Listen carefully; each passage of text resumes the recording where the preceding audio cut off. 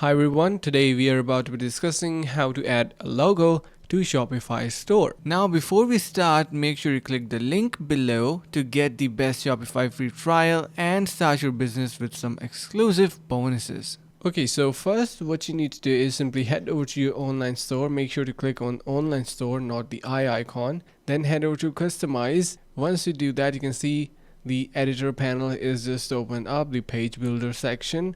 Now we need to head over to our settings, drop down logo, incorporate image from your local storage. Let's just upload this one for the sample. Click on done, and once I do that, you can see it is ready to go.